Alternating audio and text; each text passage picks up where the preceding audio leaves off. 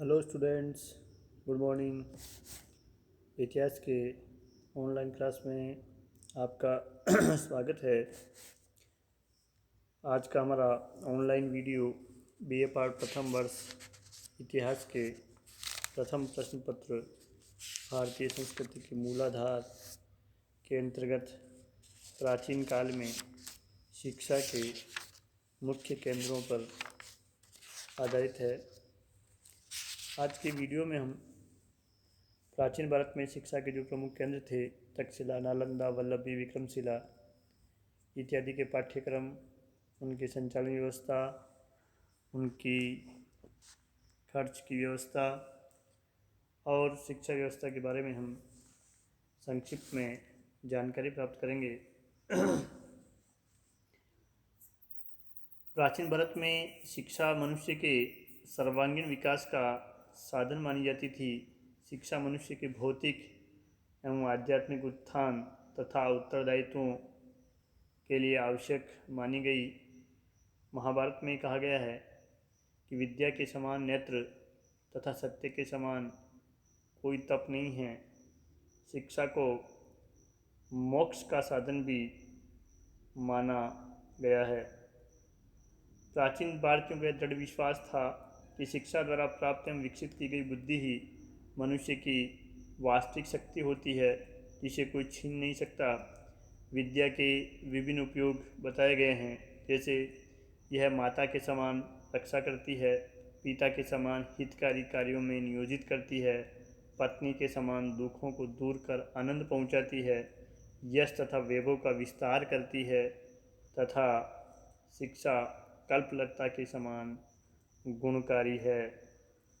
इसके साथ ही शिक्षा के बारे में जो कहा गया है, विद्या ददाति विनयम विनयादाति पात्रताम पात्रत्वात् धनमाप्नोति धनार्धम तथा सुखम, अर्थात विद्या विनय प्रदान करती है, विनय से पात्रता यानी कुशलता आती है, कुशलता से व्यक्ति धन प्राप्त करता है और धन से धर्म तथा अंत में उसे सुख की प्राप्ति होती है। तो इस प्रकार शिक्षा काफ़ी महत्वपूर्ण मानी गई है। प्राचीन भारत में शिक्षा के जो उद्देश्य थे वो बालक के चरित्र निर्माण, उसके बौद्धिक विकास, आत्म संयम एवं अनुशासन की प्रवृत्तियों का उसमें विकास, इंद्रियों की उच्छृंखलता पर नियंत्रण, नागरिकता, सामाजिक कर्तव्यों का ज्ञान करवाना, संस्कृति के संरक्षण इत्यादि के लिए आवश्यक मानी गई थी। शिक्षा के पाठ्यक्रम में उस समय बहुत सारी विविधता थी, जैसे गायन, वादन, चित्रकला, गणित, नृत्य, गणना यंत्र, मूर्तिकला, कृषि, पशुपालन, वाणिज्य, चिकित्सा, विधि, प्रशासनिक प्रशिक्षण, धनुर्विद्या तथा सैनिक शिक्षा, जादूगरी, सर्प विद्या तथा विष दूर करने की विधि। इसके साथ ही धरती में छिपे हुए धन का पता लगाने की विधि इत्यादि की शिक्षा भी प्राचीन काल में दी जाती थी। शिक्षा के लिए उस समय गुरुकुल पद्धति विद्यमान थी। तो हम पढ़ते हैं भारत के सबसे प्राचीन विश्वविद्यालय तक्षशिला विश्वविद्यालय के बारे में। तक्षशिला विश्वविद्यालय प्राचीन भारत में गांधार देश की राजधानी था। तक्षशिला का विश्वविद्यालय विश्व के प्राचीनतम विश्वविद्यालयों में सम्मिलित था। वर्तमान में यह पाकिस्तान में रावलपिंडी में स्थित है। बौद्ध युग में यह शिक्षा का मुख्य केंद्र था। बनारस, राजगृह, मिथिला और उज्जैनी जैसे दूरस्थ क्षेत्रों के लोग यहाँ शिक्षा प्राप्त करने के लिए आते थे। तक्षशिला राजनीति और शस्त्र विद्या के लिए विख्यात था। आयुर्वेद के लिए यहाँ एक अलग विश्वविद्यालय था या स्कूल था, हम कह सकते हैं, कॉलेज था।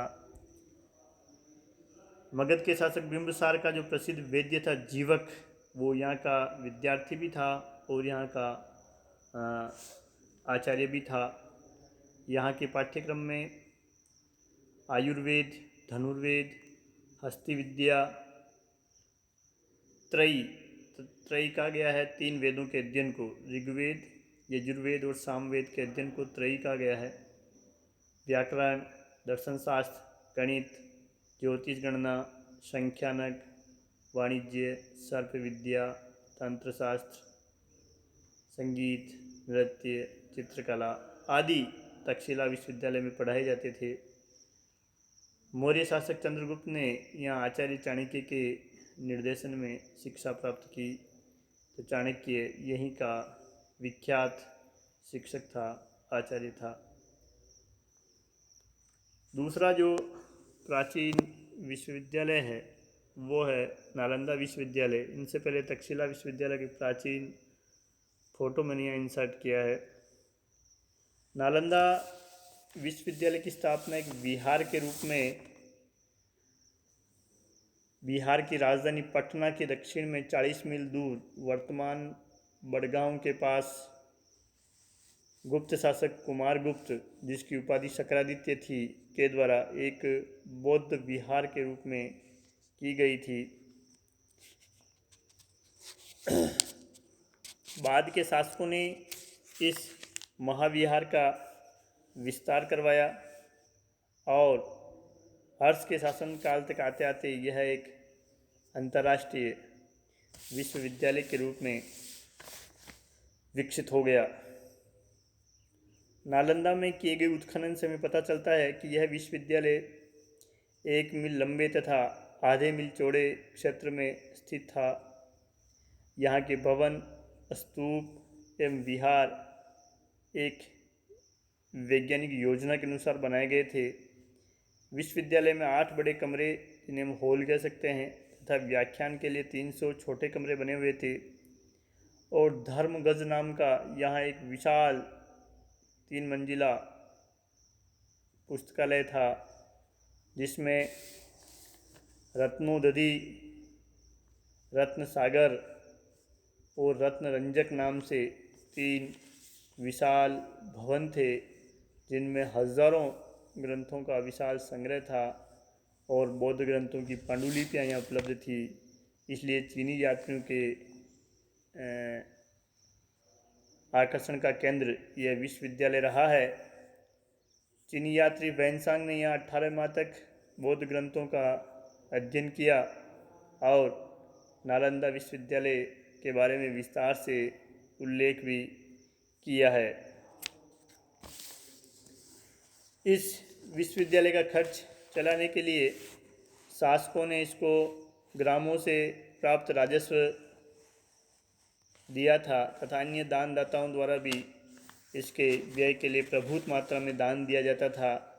7वीं शताब्दी में लगभग 200 गांवों की राजस्व आय नालंदा विश्वविद्यालय को अपने खर्च के लिए मिलती थी। इसके अलावा हमें उल्लेख प्राप्त होता है कि 9वीं शताब्दी में जावा एवं सुमात्रा के शासक बालपुत्र देव ने नालंदा में एक विहार बनवाया तथा उस विहार के खर्च के लिए अपने मित्र बंगाल के पाल शासक देवपाल से 5 गांवों का राजस्व भी उस महाविहार के खर्च के लिए दिलवाया था। नालंदा विश्वविद्यालय में बौद्ध धर्म के साथ साथ विभिन्न विषयों की शिक्षा दी जाती थी। वैसे ये महायान बौद्ध धर्म की शिक्षा का प्रमुख केंद्र था। इसके अलावा यहाँ बौद्ध धर्म के 18 संप्रदायों की शिक्षा दी जाती थी। यहाँ वेद, हेतु विद्या, शब्द विद्या, योग शास्त्र, चिकित्सा, तंत्र विद्या, सांख्य दर्शन आदि की शिक्षा भी नालंदा विश्वविद्यालय में दी जाती थी। यहाँ विभिन्न विषयों के प्रकांड विद्वान व्याख्यान देते थे, जिसमें प्रत्येक विद्यार्थी को उपस्थित होना आवश्यक था। वैनसांग लिखता है कि यहाँ उच्च कोटि के विद्वान निवास करते थे। 1000 विद्वान ऐसे थे जो सूत्रों और शास्त्रों के 20 संग्रहों का अर्थ समझा सकते थे। 500 विद्वान ऐसे थे जो 30 संग्रहों को पढ़ा सकते थे। धर्म के आचार्य को लेकर 10 ऐसे थे जो 50 संग्रहों की व्याख्या कर सकते थे। वैनसांग के समय आचार्य शीलभद्र यहाँ के कुलपति थे। यहाँ धार्मिक सहिष्णुता की भावना विद्यमान थी। इन यहाँ के विद्वानों की जो ख्याति है वो दूर दूर तक फैली हुई थी। नालंदा में हमारे देश के कोने कोने से ही नहीं वरन मध्य एशिया, चीन, मंगोलिया, तिब्बत, कोरिया इत्यादि देशों के विद्यार्थी भी शिक्षा प्राप्त करने आते थे। चीनी यात्री विली ने लिखा है कि नालंदा विश्वविद्यालय में शिक्षा प्राप्त करने वाले विद्यार्थियों की संख्या लगभग 10,000 थी। यहाँ प्रवेश के लिए जिस प्रकार आज नीट और जेईई परीक्षा का आयोजन होता है, उसी प्रकार यहाँ प्रवेश परीक्षा होती थी, जिसमें 10 में से 2 या 3 परीक्षार्थी ही पास हो पाते थे। यहाँ के शिक्षा प्राप्त स्नातकों का देश विदेश में बड़ा सम्मान था। 12वीं शताब्दी के अंत में मुस्लिम आक्रांता बख्तियार खिलजी ने इस विश्वविद्यालय को ध्वस्त करके या इसके पुस्तकालय को आग लगा दी और नालंदा विश्वविद्यालय अतीत की गहराइयों में चला गया। वर्तमान में भारत सरकार ने नालंदा विश्वविद्यालय जिस जगह बना था वहाँ नालंदा विश्वविद्यालय का पुनर्निर्माण कार्य चल रहा है और वहाँ अध्ययन भी शुरू हो गया है। ये सार्क देशों का विश्वविद्यालय है, जहाँ सार्क के 8 जो राष्ट्र है वहाँ के विद्यार्थी यहाँ विद्याध्ययन के लिए आ सकते हैं। यह विश्वविद्यालय वर्तमान में केंद्रीय विश्वविद्यालय के रूप में भारत सरकार द्वारा संचालित किया जा रहा है। नालंदा विश्वविद्यालय का फ़ोटो मैंने यहाँ इंसर्ट करने का प्रयास किया है। वल्लभी विश्वविद्यालय गुजरात के काठियावाड़ में आधुनिक वल्ल नामक स्थान पर पश्चिमी भारत में शिक्षा का एक प्रसिद्ध केंद्र वल्लभी अवस्थित था, जिसकी तुलना नालंदा विश्वविद्यालय से की जाती है। इस विश्वविद्यालय की स्थापना मैत्रक वंशी शासक भट्टारक ने की थी। यानी वल्लभी जो है मैत्रक शासकों की राजधानी थी। 7वीं शताब्दी तक वल्लभी एक प्रसिद्ध व्यापारिक एवं शैक्षणिक केंद्र बन गया था। वैनसांग ने भी यहाँ की शिक्षा व्यवस्था का उल्लेख किया है कि यहाँ 100 बौद्ध विहार थे और वल्लभी नगर की परिधि जो है वो 6 मील के घेरे में थी। हमने देखा है कि नालंदा विश्वविद्यालय महायान बौद्ध धर्म की शिक्षा का केंद्र था। उसी प्रकार वल्लभी जो है हीनयान बौद्ध धर्म की शिक्षा का प्रमुख केंद्र था। यहाँ भारत के विभिन्न भागों से विद्यार्थी शिक्षा ग्रहण करने के लिए आते थे। वल्लभी विश्वविद्यालय में बौद्ध धर्म के साथ साथ न्याय, विधि, वार्ता, साहित्य आदि विषयों की शिक्षा दी जाती थी। 7वीं शताब्दी के मध्य आचार्य स्थिरमती तथा गुणमती यहाँ के प्रसिद्ध आचार्य थे। यहाँ से उत्तीर्ण होने वाले छात्रों को विभिन्न राज्यों में उच्च प्रशासनिक पदों पर नियुक्त किया जाता था। शासकों के साथ साथ धनी व्यापारियों व्यवसायियों ने भी इस विश्वविद्यालय को प्रभुत दान दिया, जिससे इसका खर्च चलता था। यहाँ भारत के विभिन्न भागों से विद्यार्थी शिक्षा प्राप्त करने के लिए आते थे। इत सिंह लिखता है कि सभी देशों के विद्वान यहाँ एकत्रित होते थे तथा विविध सिद्धांतों पर शास्त्रार्थ करके उनकी सत्यता निर्धारित किया करते थे। यहाँ के अध्यापक 2 या 3 वर्ष तक विद्यार्थियों को पढ़ाते थे तथा इसी अवधि में विद्यार्थियों को प्रकांड विद्वान बना देते थे। 8वीं शताब्दी के अरब आक्रमण के कारण कुछ समय के लिए इस विश्वविद्यालय की प्रगति अवरुद्ध हो गई।